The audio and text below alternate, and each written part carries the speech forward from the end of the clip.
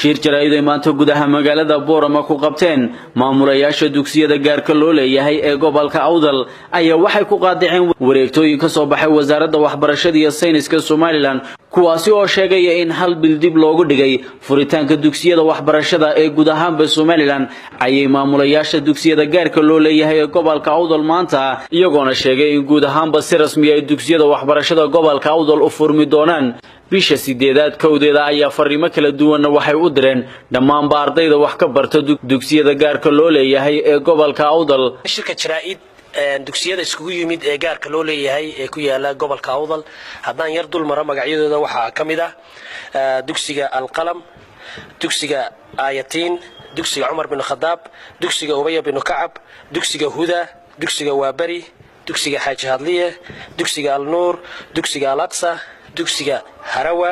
dugsiga East Africa iyo dugsiga Turkiga shirkan jaraa'id iyo ujeedadiisa waxa ay noo akhrinaya maamule Ahmed Caataye falyatafadal anigu si kooban u sheegay ujeedada aynu maanta halkan isku nimidnay waxa jiray inta halkan fadhida saadooda garanaysan waa baahdi waxbarashada ee gobolka Awdal guud ahaan badankoogii marka laga reebay iskuuladii dawliga ahaa un baa ka maqan way wada joogan iskuul walba dugsigiisa sare iyo kii dhexe iyo kii hoose way ku dhan yihiin waxa isku keenayna waxa weyn arrin كلي بعض الصحافة تينا ودكتينا واحد جرا محوها وسارد وحي مالن دوت صارتي وريكت عصب ومركز دمنا نحر كي لسوق اللي أقون مال تاسي هو وحلاقي بدل النظام كي هراء وسارد وحبرشة ده يدكسي ده جار كي أما جودها وضم كي كود شقين جيران سياسة دي هراء لو سيتلاقي علي تيبا مانتا وحسكا ويدين تدا يوحي لجورن لهاي معمولية شاركنا فرديان أنت كلا وحكود داري معمولية شكلا مسؤولين تكلا يقول جوجا وحنو رجيني عبد الوهاب كلي والسلام يا maamulayaashii ugu horeeyay iyo dhammaan maamulayaasha madasha fadhiya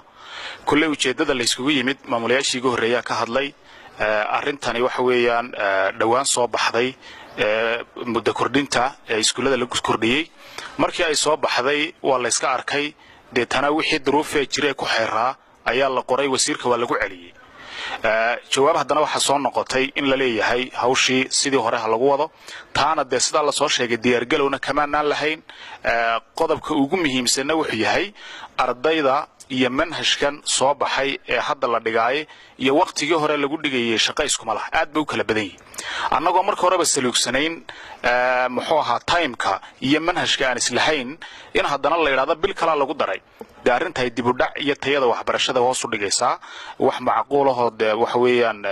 waxbarashadana macquul ku amaaha kullay maanta maamulayaashu intay iskugu yimaadeen waa inta ee laga arinsanayo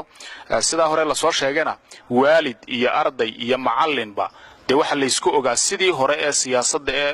10 sano u dambeysay bad lagu soo dhaqmay in haddaba labada cisho u dambaysa amba saddexda cisho u dambaysa siyaasad cusub la keeno de waa arrin meel ka dhac ku abaan leenahay waxbarashada suuragal lama noqonayso run ahaantii waxaan lahayn nidaam aan ku wada shaqeyno dugsiyada private-ka ah iyo wasaaradda waxbarashadu marka la eego xagga fasaxyada waxaan markaasi u ahaa waqtiga galitaanku 1 August ayaanu furi jirnay laakiin hadda sida aan maqlayno wasiirku waxa uu soo jeediyay in bisha 9aad kowdeeda iskuuladii la furo taasi waxay fiicnayd oo ay ku haboonayd in waqti ka horeeya waqtigan naloo soo gudbiyo run ahaantii oo aad u jeclayn markii aanu sameynay diyaar galow fara badan ee dugsiyadii aanu tartiibinay ee aanu hagaajinay ee ardaydii aanu ogeysiinay arday iyo waalidba in marka bisha August kowdeeda la furayo ayaa marka wareegtada agaasimaha iyo wasiirkuba ay soo baxeen guud ahaan waad maqlayseen walaalaheen waxay ka soo hadleen in maaragtay waqtiga iyo timeka lagu soo beegay fasaxa ee la kordhiyay aanay ku filayn aanay qancinaynin ardaydii iyo waalidkii iyo macallimiintii midna sida awgeed dhammaan maadaama ay si fiican uga soo hadleen ay soo sababeeyeen waxaan ogeysiinaynaa ardayda